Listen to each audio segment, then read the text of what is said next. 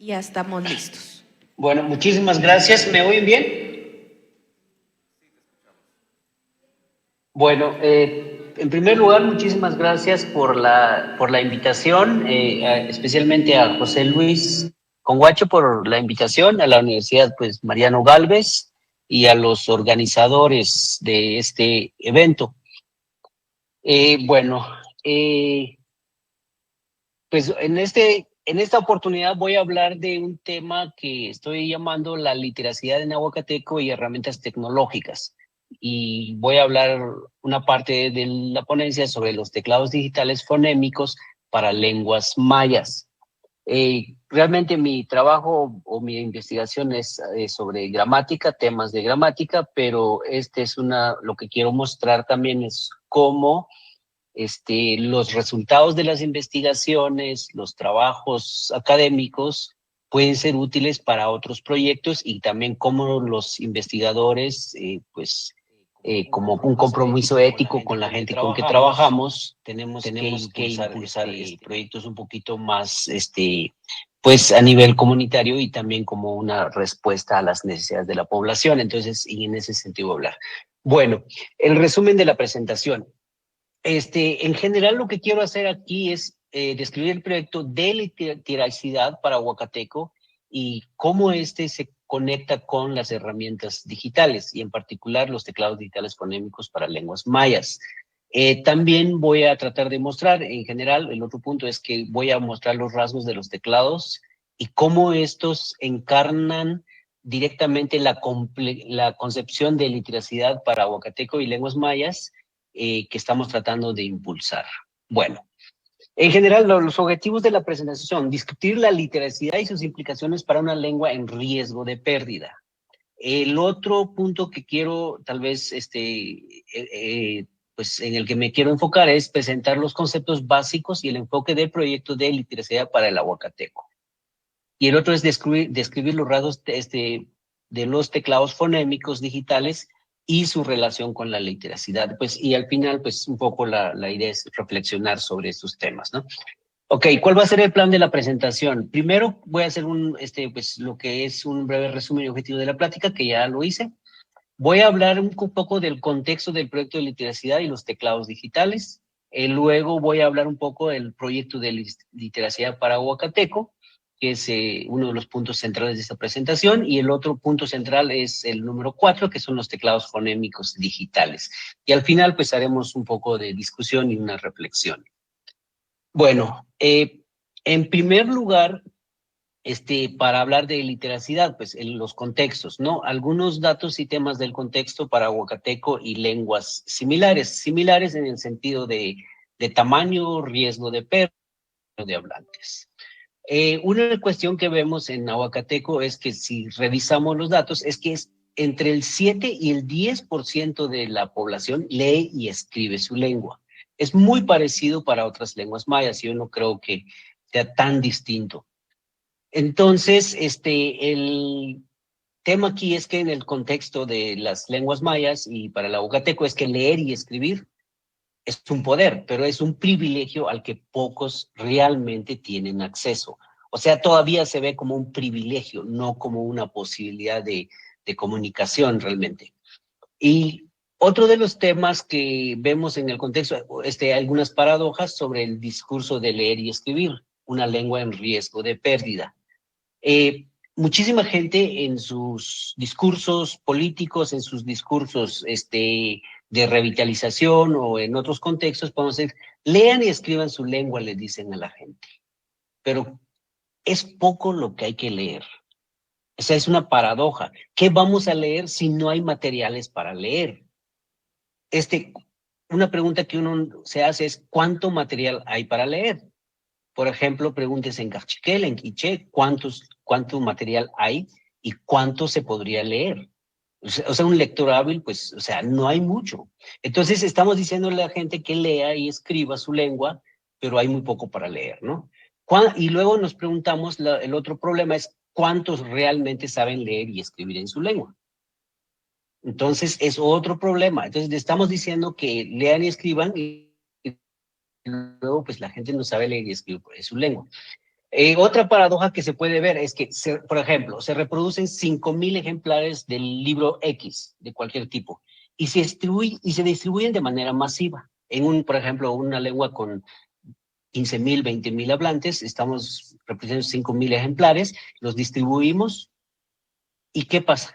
La presencia del libro es simbólico y tiene valor, y no quiero decir que no tiene ningún valor, pero realmente tiene impacto y utilidad si la gente no sabe leer. Entonces, de 5.000, pues estamos hablando que debería de poder leer más o menos un 25-30% de una lengua que tiene 15.000 hablantes.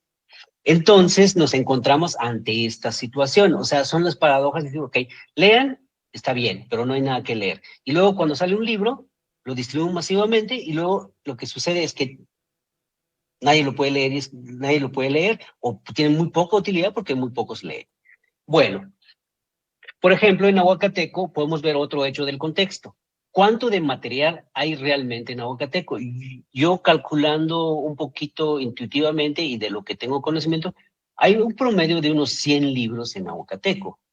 O sea, y estos incluyen materiales escolares, gramáticas, diccionarios, algunos libros, cuentos y todo eso.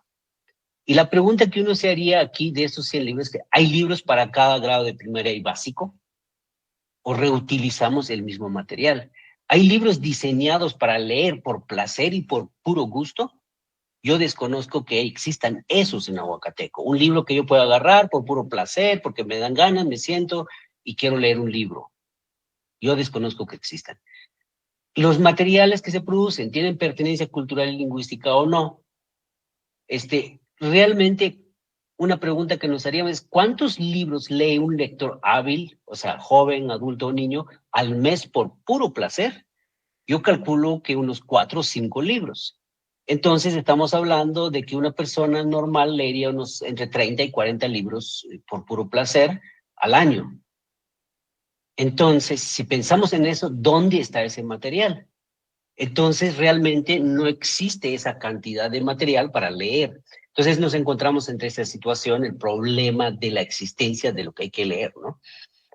El otro es que hay una escasa presencia del aguacateco en espacios públicos. Por ejemplo, podemos preguntarnos, cachiquel o cualquier otra lengua, ¿cuánto de aguacateco leemos en los espacios públicos? Los rótulos, las calles, volantes, formularios, nombres de tiendas. ¿Cuánto de eso existe en el espacio público realmente? Luego, un número 5 dice, no hay herramientas diseñadas para Aguacateco, y creo que es similar para todas las lenguas mayas. Realmente, ¿cuántas herramientas tecnológicas existen para el uso del código escrito? O sea, para usar nuestra lengua, pues de manera escrita. Tenemos programas, tenemos de computación, tenemos teclados, tenemos televisión en cada lengua, hay juegos, ¿cuánto de material tenemos? ¿Cuántas herramientas tenemos? Esa es una pregunta a que nos enfrentamos. Es un hecho el contexto y yo digo, pues realmente hay muy poco, ¿no? Y luego otro problema es que no hay un método o sistema de aprendizaje del código de escrito. Por ejemplo, ¿cuál es el método o el sistema que se usa para enseñar, diseñar herramientas, crear materiales en cada lengua maya? Por ejemplo, escuchamos a mucha gente que dice, ahora vamos a aprender la TZ. ¿Qué es eso? ¿Cómo estamos enseñando lenguas mayas? Vamos a enseñar la T con glotal. Vamos a aprender a T. Entonces, ¿hay un método o no hay? Entonces, lo que estamos haciendo es deletreando o repitiendo nombres de símbolos que no existen en las lenguas mayas. Entonces, hay muchos problemas con eso. Entonces, a partir de ahí, pues esos hechos del contexto, entonces, son los que nos van a ayudar a entender lo que llamo el proyecto de literacidad en Aguacateco. Bueno, un poco la segunda parte es la definición y visión. La literacidad busca abandonar el concepto de alfabetización, que alfabetización básicamente es leer y escribir. Bueno, la cuestión de la literacia se aborda desde distintos enfoques teóricos, metodológicos, y no voy a abundar en eso. Pero lo que aquí quiero decir es que ¿qué entendemos por literacia nosotros? Es que refiere a las capacidades inherentes a la lectoescritura y sus usos para interactuar con el mundo. Entonces, la literacidad es una combinación entre alfabetización, o sea, saber leer y escribir, como una práctica social. ¿Qué capacidades implica? Hay que comunicar, comprender, reflexionar y transformar. O sea, todo eso es lo que implica, digamos, hacer una lectura, enseñar una lectura, implica transformar, pues, en cierto sentido. Es una práctica social porque, pues, se usa para distintos fines, para comunicar, para demandar, para varios, depende para qué lo quiere usar la gente, ¿no? Entonces, en este proyecto que tenemos, la proyección es facilitar a la población aguacateca el acceso al privilegio y poder de leer y escribir su lengua.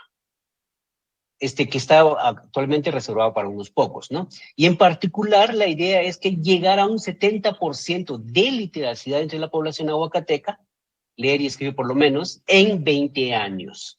Bueno, ¿cómo logramos eso? ¿Cómo logramos esta proyección? Básicamente la respuesta es inundar el espacio aguacateco con aguacateco de forma sistemática. La idea es crear un sistema de cómo lo vamos a hacer y no tanto un proyectito con tantas metas, ¿no? ¿Qué es eso? Esto implica crear un sistema multimodal. Un sistema, algunos llaman sistema orgánico multimodal. Multimodal, ¿qué quiere decir? Entrarle por todos lados, tecnología, escrito, volantes y de muchas maneras, ¿no? ¿Eso qué quiere decir? Una metodología multimodal es el medio, por ejemplo. Puede ser un medio digital, impreso, el formato, es formal en el sentido que se enseña, informal en el sentido de, pues, que se publica 4 páginas, un chiste, se circula o no, es especializado en el sentido que va sobre un tema particular, traducciones, por ejemplo. El sistema de código escrito que estamos tratando de impulsar es un método, estamos llamando el método fonémico. Quiere decir, enseñamos fonemas, no enseñamos TZ, no enseñamos T glotal, enseñamos SA, enseñamos A, enseñamos A y no enseñamos Q con glotal. Las herramientas físicas y digitales hay que pensarlas. Hay que pensar en los recursos y materiales de lectura. Hay que pensar en libros escolares, periódicos, rótulos, cantos, temas de espiritualidad, religión, ciencia, chistes, novelas, etcétera. Un recurso humano multidisciplinario. ¿Qué quiere decir eso? Que para la producción necesitamos pensar en personas, los escritores, los dibujantes, los ilustradores, los promotores, las imprentas. Hay que crear un sistema, es un poco la idea. Bueno, ¿cómo estamos haciendo este proyecto? Es la red de colaboradores del proyecto de literacidad.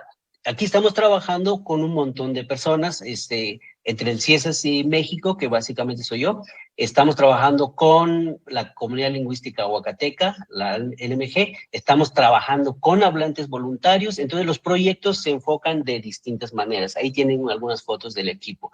Aquí también estamos trabajando con organizaciones internacionales. Por ejemplo, trabajamos en Ohio con un grupo de organizaciones. Ahí tienen los nombres. Hay varias personas. Trabajamos tanto en Aguacatán como afuera. Ok, ¿cuáles son los subproyectos que hay dentro de este proyecto de literacidad? Tenemos, aquí les voy a mostrar 5 proyectos, pero hay como otros 3 que están en proceso de creación. Uno es el proyecto LEA, que es lectoescritura en aguacateco en redes sociales. Tenemos otro proyecto que es el teclado digital fonémico aguacateco bajo el proyecto TSIGMA. Tenemos otro proyecto que es su proyecto que es materiales o libros de lectura basado en documentación. Tenemos otro subproyecto para implementar esto, la formación de recurso humano, que son talleres, el número 4, que son talleres aguacatecos que se enfocan en la literacidad y gramática. Eso lo estamos desarrollando en Estados Unidos y en Aguacatán.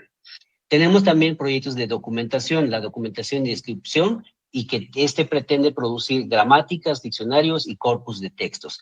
Luego también la comunidad lingüística aguacateca, en colaboración con el CIMSUR y el CIESAS, el CIMSUR UNAM y el CIESAS, la indumentaria aguacateca. Se está trabajando con ese otro tema.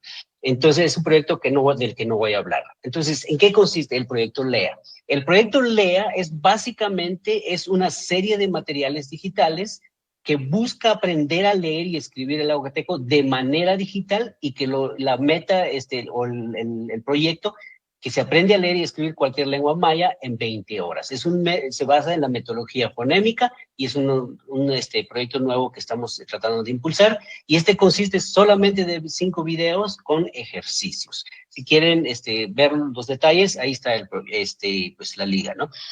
Tenemos el teclado digital fonémico El Aguacateco, que en un momento les voy a hablar de esto. Ok, el otro subproyecto que tenemos son lecturas basado en documentación. ¿Qué estamos haciendo? Es creando libros de lectura nivelados para los grados de primaria.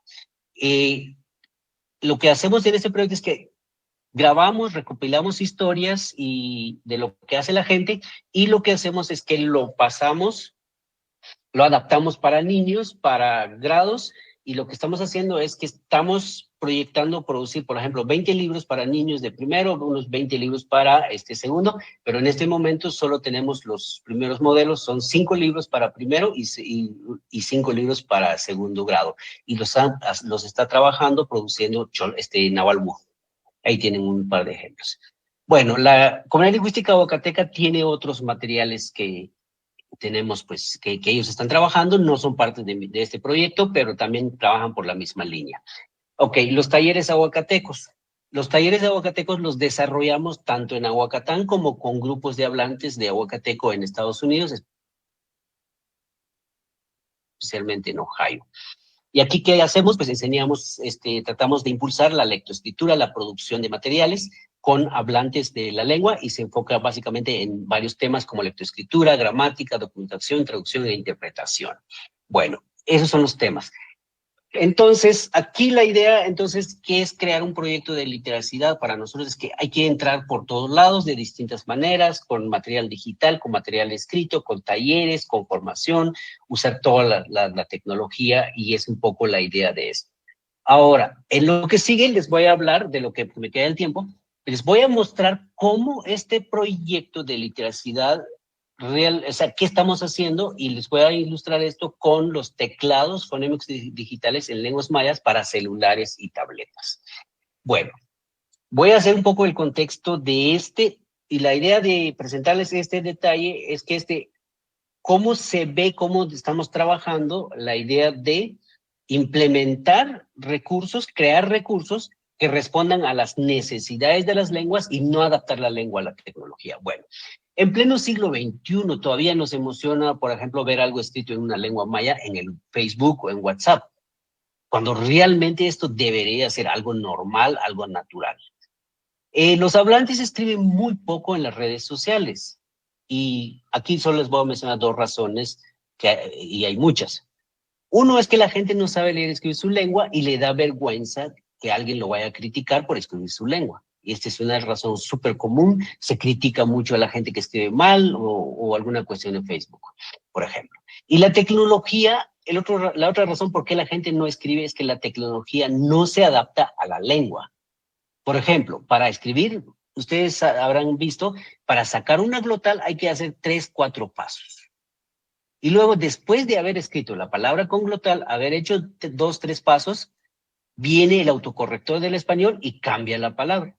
Entonces, esto se vuelve como una cosa de una pérdida de tiempo, y la gente, pues, no lo hace, porque, pues, es complicado, ¿no? Y, pues, ahorita la comunicación digital es parte de la vida moderna, pero las herramientas tecnológicas para lenguas mayas son muy limitadas. Realmente no existen muchas. Bueno, en el año 2020 empezamos el proyecto LEA, el que ya les hablé. De inmediato nos dimos cuenta que uno de los problemas, uno de los obstáculos básicos para usar eso es el español, porque el teclado del español era un problema para eso, o el del inglés, el que tuviéramos. Entonces necesitábamos uno para aguacateco. De ahí surgen los teclados. ¿Qué son los teclados digitales fonémicos para lenguas mayas? En este momento tenemos 8 teclados en Android. Tenemos para aguacateco, Canjobal, Cachiquel, para MAM, Zacapulteco, Tzeltal, Popti, Pocomam. Los que están en verde también ya existen también están en Android, y también existen en iPhone o iOS. Así se ven los teclados, más o menos. Ok. El despliegue de los teclados. Los teclados vienen exactamente, siguen un sistema, el sistema QWERTY del teclado más o menos estandarizado que usamos en Latinoamérica, pero lo hemos adaptado y estoy llamándolo el sistema QWERTY. Entonces, ¿qué tiene el teclado? El teclado tiene, como ven en la primera foto, y es que el teclado tiene una capa de minúscula. Tiene una capa de mayúscula inicial, y tiene una capa de mayúscula total, que es lo esperado como en todos los teclados. No hay gran cosa nueva por ahí. Ahora, esos también tienen subcapas, tienen una subcapa de números, tienen una subcapa de símbolos, que también es lo esperado. Y también tienen también los teclados, tienen lo que llamamos valores ocultos que se obtienen con presión larga. Por ejemplo, en la foto de en medio, por ejemplo, dejamos presionado el punto y nos da pues varios símbolos de los cuales podemos escoger. Por ejemplo, bajo la T en la tercera foto pueden ver que está escondido la T y la D. Entonces, esa tecla nos permite obtener una D. Entonces, esto. ¿Qué es lo que es exclusivos y qué los hace especiales? ¿Qué difieren de otros teclados? Son teclados fonémicos, no son de deletreo. ¿Qué quiere decir eso? En el teclado, si ustedes ven el del Celtal en la primera foto, por ejemplo, en Celtal se escribe la T, la TSA se escribe con el símbolo T y S, entonces tenemos TSA, esos representan fonemas. Tenemos, por ejemplo, el teclado MAM, si ustedes ven, por ejemplo, la CHA se escribe con TX en MAM, con una TX, ese símbolo, digamos, el fonema CHA se escribe con una combinación de símbolos, que son un símbolo T y el símbolo X. Entonces, ¿qué tenemos? Por ejemplo, si quiero escribir en MAM, por ejemplo, ya no tengo en el teclado la C y la H de manera independiente. ¿Por qué? Porque no existe un fonema representado con el símbolo C en el idioma MAM, ni existe un fonema representado con el símbolo H. Entonces aquí solo tenemos fonemas en el teclado. Y esto es lo que cuando yo les digo un sistema de enseñanza del código, estamos siguiendo un sistema fonémico. Entonces aquí tenemos el sistema fonémico y no tenemos de deletreo. Entonces aquí, para escribir MAM no tengo que saber deletrear, tengo que saber cuáles son los fonemas, los sonidos contrastivos relevantes en la lengua para escribirlo. Otro rasgo que tienen, solo los fonemas o los símbolos del alfabeto maya se muestran en la pantalla central. Aquí ya no mostramos cualquier otro símbolo porque son especiales para lenguas mayas, entonces no sirve, pues no es para escribir. Entonces, ¿qué hago? Si quiero escribir una palabra en español, para eso uso las teclas con valores ocultos. Por ejemplo, lo que les decía, por ejemplo, bajo la tecla T tengo la D escondida. Entonces quiero escribir un préstamo que lleva una letra D, pues apacho la T y me va a dar la D, ¿no? ¿Qué tienen estos? Te toman una perspectiva maya. Todos los fonemas comunes a todas las lenguas mayas se ponen exactamente en el mismo lugar y los fonemas que son exclusivos a cada lengua se ubican en distintos lugares, ¿no? Y esto retomamos también el alfabeto unificado por medio del acuerdo 1046-87, ¿no? Y este es un alfabeto súper moderno, súper sistemático. A eso hay que agradecerle a la gente que pensó en este sistema, que diseñó un alfabeto fonémico para escribir lenguas mayas. Y esto tiene un gran potencial de que realmente es útil en la tecnología. Es unívoco, quiere decir un símbolo representa un solo fonema y un solo fonema tiene una sola representación. Ningún caso como en el caso del español, por ejemplo, escribo queso, kilo, casa, son tres símbolos que uso para representar el sonido K en español y eso hace que las cosas sean tan difíciles de aprender, pero en el caso de las lenguas mayas es muy simple, ¿no? Ahora, ¿qué otro rasgo tienen? Fonemas extras en dialectos. Por ejemplo, en celtal existe un contraste entre la J y la H. Son fonemas, pero no es general, es solo en un dialecto. ¿Cómo lo representamos? Bajo la J ponemos el fonema H para los hablantes del dialecto tal que quieran usarlo. Ese es un caso. Y otro caso es que hay variación en representación o escritura de fonemas. Por ejemplo, el MAM en México prefieren usar la SHA, pero los mames de Guatemala están entre el debate de que si quieren usar SHA o quieren usar X con diéresis. XH para la SHA se representa con XH o con diéresis. ¿Y qué hacemos? Tratamos también de ser inclusivos en ese sentido, de manera que sirva para todos los, pues los hablantes MAM, ¿no? Ok. Dentro del teclado, ¿qué otra cosa hay? El modelo léxico, todos tienen un modelo léxico.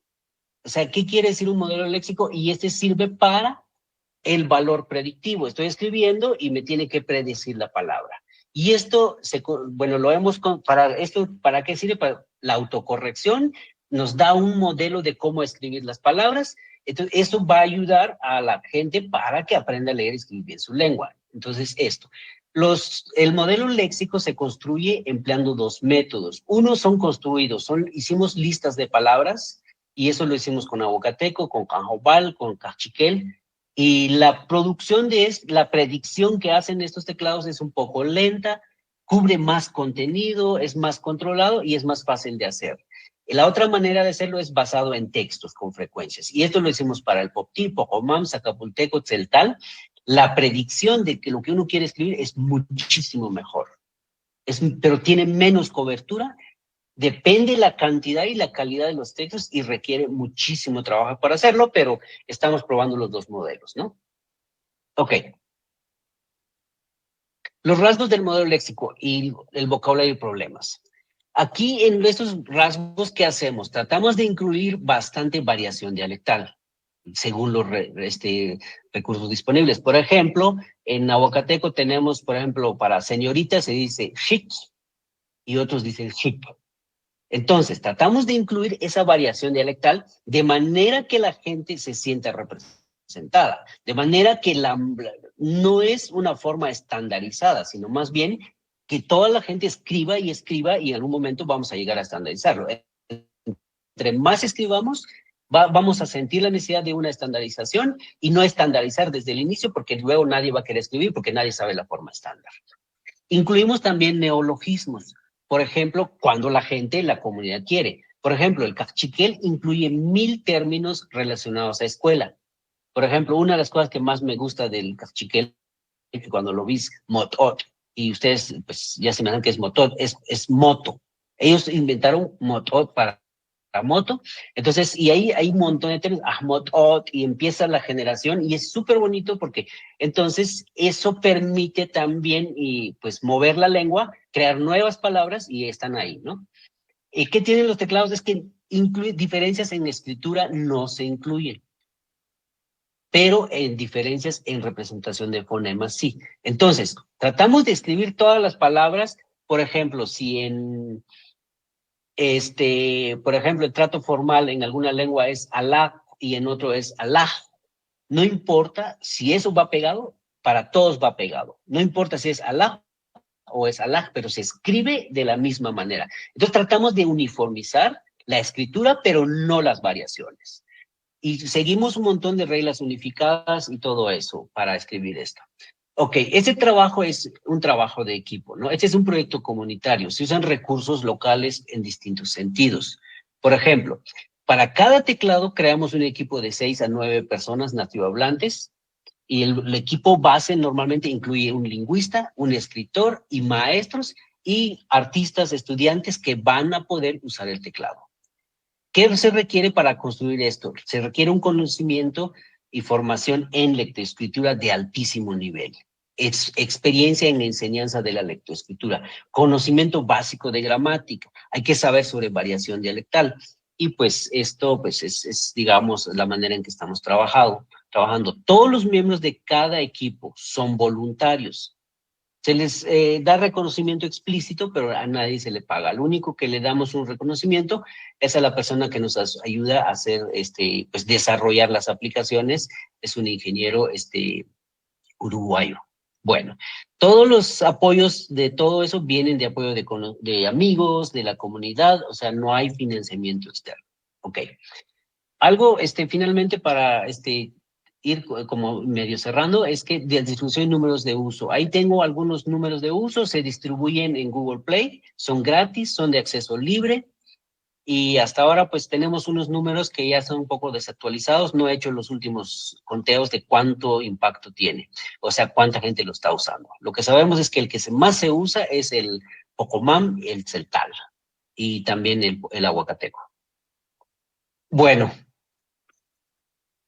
perdón, aquí les voy a mostrar un video de la promoción que hacemos también. Tratamos de hacer la promoción de estos teclados y se lo pago una vez.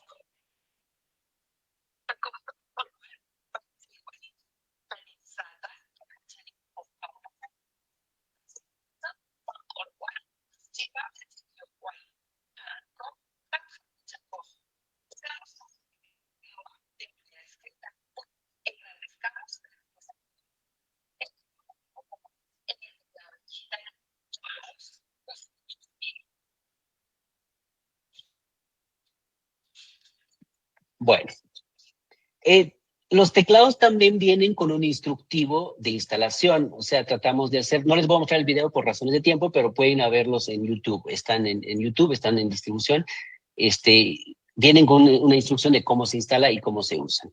Bueno, pues la discusión final es que la idea aquí es que estamos tratando de crear un proyecto de literacidad y la idea no es crear un proyecto con base en metas, es crear un sistema. La idea de crear un sistema, ¿qué quiere decir? Es integrar varios factores de recurso humano, perspectiva, y todo eso es multidimensional en el sentido de que involucra distintas personas, distintas habilidades, distintos espacios, distintas formas, distintas maneras, y eso es un poco la idea. Y los teclados fonémicos encarnan precisamente lo que les acabo de explicar. Es como un ejemplo, quería mostrarles los teclados, porque cómo encarnan estas ideas. Los teclados son fonémicos y no de deletreo.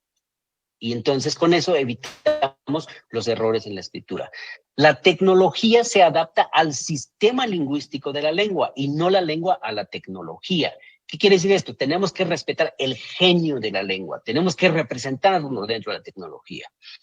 Y estos son proyectos que toman una perspectiva comunitaria y multimodal o multidimensional, en el sentido de que la manera de aprender, de leer, todo eso entra por los ojos, entra en la computadora, entra por el papel, entra de muchas maneras. Y pues aquí tenemos problemas de autosostenibilidad. ¿Quién los paga? El entrenamiento del equipo de trabajo, cómo desarrollamos trabajo colaborativo. Son proyectos que van abriendo un poco el camino. Entonces, un poco la idea es eso. Y para terminar, como proyecto como una promoción, el quiché y el teclado quiché y chortí vienen muy pronto y estos están siendo apoyados por el Ministerio de Educación. Entonces ya hemos como calado el camino hacia el Estado. Entonces el Estado está empezando a adoptar este trabajo, entonces estamos cambiando con soluciones desde abajo, cambiamos al Estado, no al revés. No esperamos que el Estado venga y cambie nuestra situación. Gracias.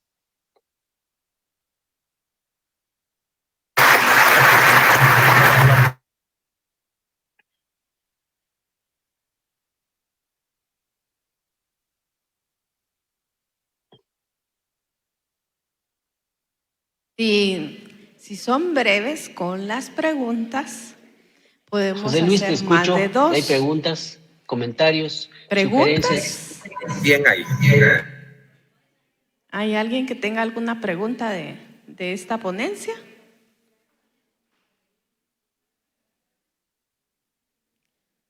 ¿Su comentario? Allá ya tenemos a una persona. ¿Hay alguien más que tenga preguntas? Porque sí los hemos limitado. Discúlpenos, no es nuestra intención, pero sí. Ahorita vamos. Muy bien. ¿Me escuchan? Sí, lo escucho. Adelante. Buenas tardes.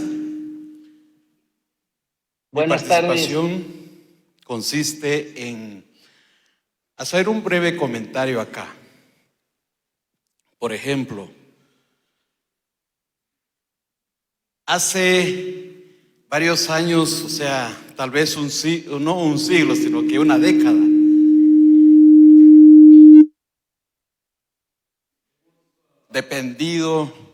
dependimos tal vez de extranjeros para poder venir a hacer un trabajo que lo que nosotros podemos hacer en nuestras comunidades.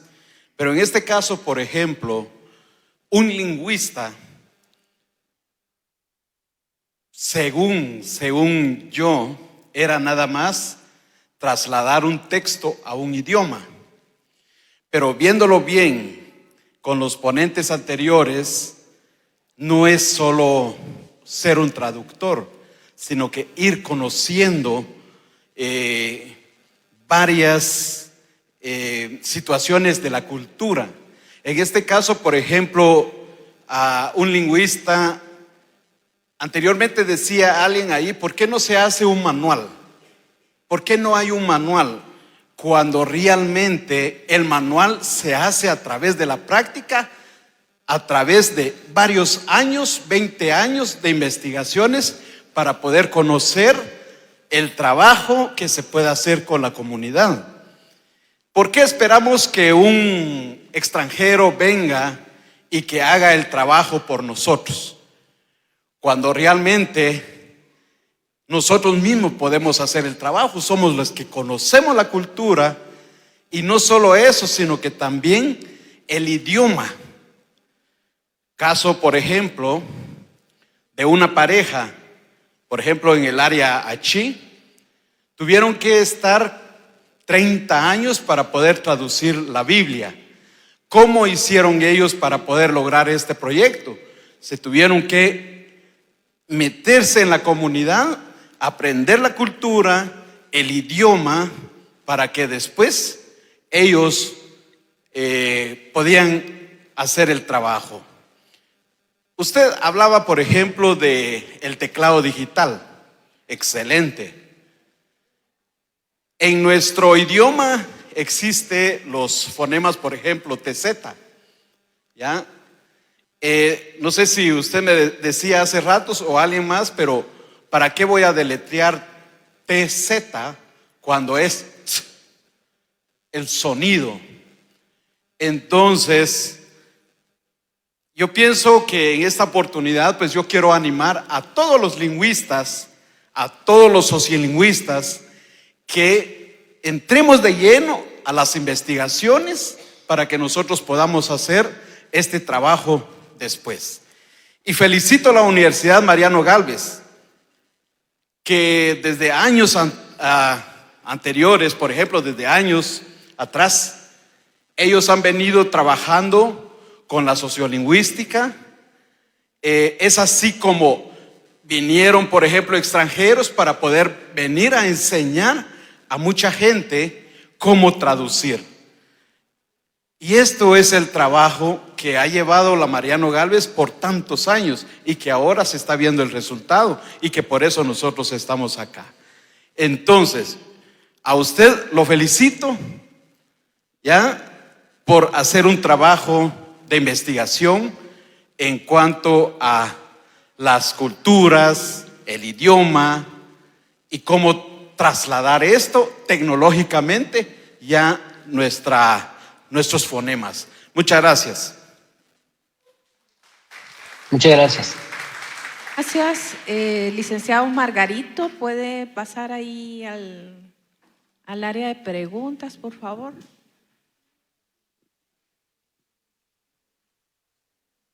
No sé si alguien más tiene alguna pregunta.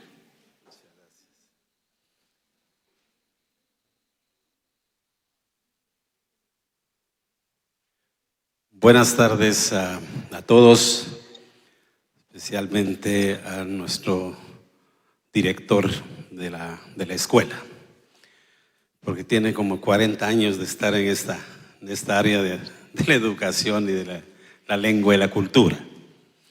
Es que gracias por la guía, doctor Julio.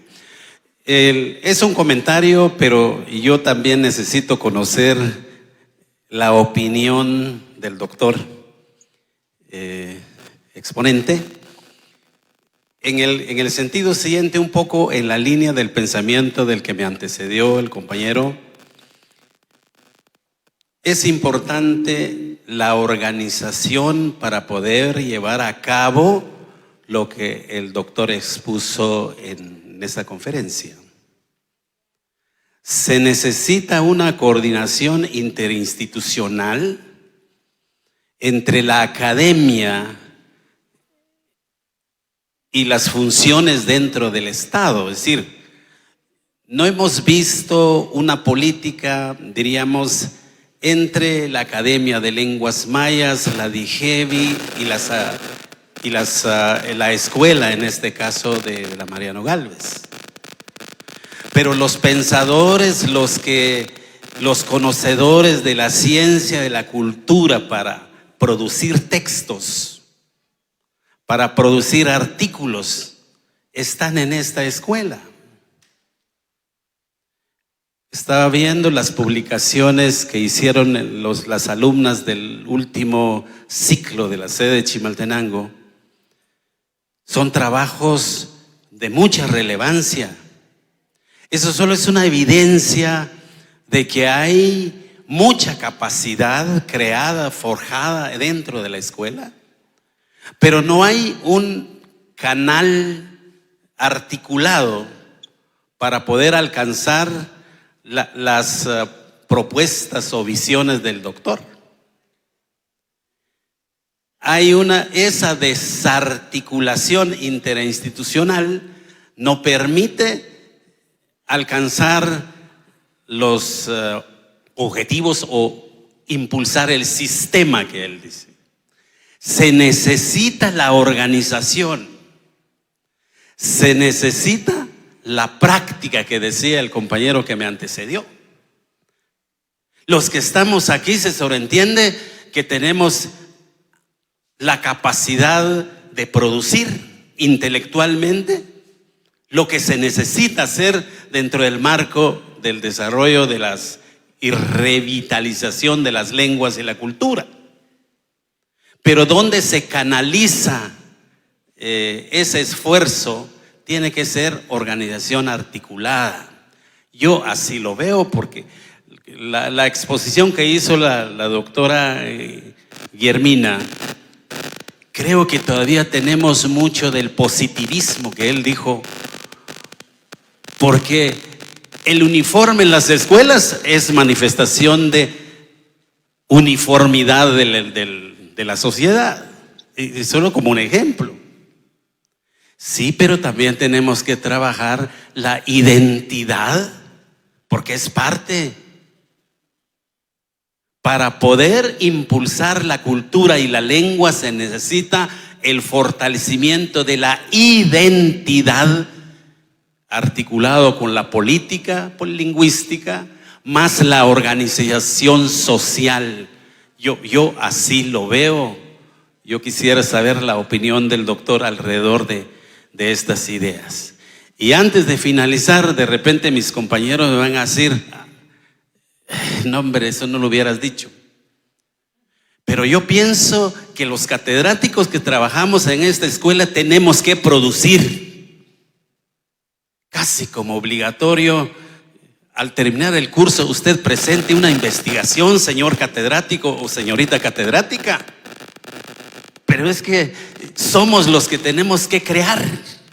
No podemos exigir a los estudiantes si nosotros no hacemos investigación. Por eso digo, de repente mis compañeros van a decir, la nombre. Pero así debe de ser, compañeros y compañeras. ¿Cuántas investigaciones ha presentado usted, compañero catedrático o catedrática, para el fortalecimiento de la academia de lo que estamos haciendo? Pero lo digo con todo el amor del caso, no me van a decir que otra cosa, no. Con todo el amor del caso, tenemos que trabajar juntos, catedráticos y estudiantes, más la articulación interinstitucional. Lógicamente es mi visión de repente personal, pero yo quisiera saber la opinión del doctor. Muchas gracias a todos. Muchas gracias. José Luis, ¿contesto? Sí. Bueno, muchísimas gracias a los dos comentarios, y yo creo que, bueno, es justo uno de cuando yo les hablo del equipo, ustedes ven, estos proyectos los vamos articulando, lo que algunos llaman de manera orgánica, en el sentido de que cómo vamos encajando, cómo vamos compartiendo ideas, ideales, objetivos con las instituciones, les puedo hablar un poco de cómo se articulan estos proyectos, por ejemplo, lo de los libros. En el proyecto tenemos un proyecto de investigación sobre documentación y descripción. Recogemos historias de las comunidades. Ahí intervienen los hablantes, nos comparten las historias. Luego viene el equipo de investigación que transcribe y hace todo el proceso del procesamiento del material. A partir de ahí generamos una primera adaptación para niños, vamos a las escuelas, coordinamos con maestros, pedimos la intervención de los maestros, probamos si los libros, cómo son, si se adaptan al nivel del grado, si se adaptan para primero, qué tan complejos son, porque ellos son los que tienen la experiencia de enseñar y de conocer mejor a los niños. Yo no conozco ese campo, aunque tengo formación de maestro, por ejemplo. Luego, después de eso, hacemos una revisión, corrección. Luego hablamos con los artistas comunitarios. Si ustedes ven los libros, todos están ilustrados por artistas comunitarios. Intervenimos con los artistas, luego intervenimos con la academia, con otras instituciones para las revisiones, para que se vea cómo encajaría el libro de manera, el código esté bien hecho. Pues luego estamos trabajando ahorita con Nahualbook para la producción de los libros. Y ahorita estamos viendo el Ministerio de Educación cómo eso se va a usar en la escuela, estamos haciendo una coordinación. Entonces es como, no tenemos como decir un plan estrictamente hablando cómo vamos a trabajar, pero la idea es que todos nos involucramos. Y creo que esa es una muestra de cómo trabajar de manera coordinada, pero sin que nos estemos poniendo en el camino del otro. Cada quien hace la parte que sabe hacer y que le toca hacer.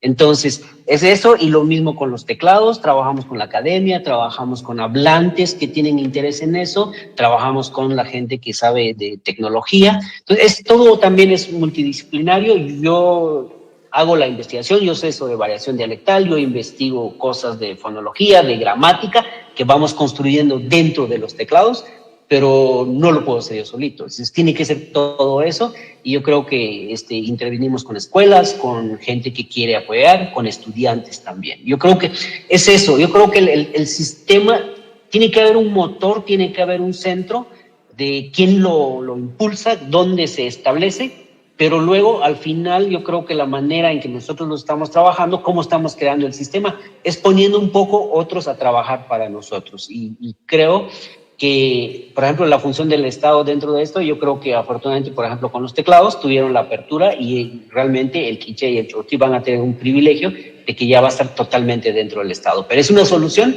desde abajo hacia arriba, no es una solución de arriba para abajo. Entonces, realmente es solución desde las comunidades. Y es lo que quiero decir, pues, sobre eso. Y pues sobre la producción, pues siempre es, creo yo, que el asunto es que todo lo que hacemos, toda la investigación, y como les dije al inicio, creo que hay un compromiso como investigador, tenemos un compromiso ético, tenemos un compromiso moral con la gente con que trabajamos, vemos las necesidades, vemos los problemas que hay, y tenemos que cómo hacer que esta investigación llegue a resolver un problema. No partimos de resolver un problema, partimos de entender el fenómeno, y luego ese fenómeno nos debe dar luces para enfrentar el problema. Investigamos y tratamos de resolver un problema, no al revés. No tratamos de resolver un problema sin haberlo entendido.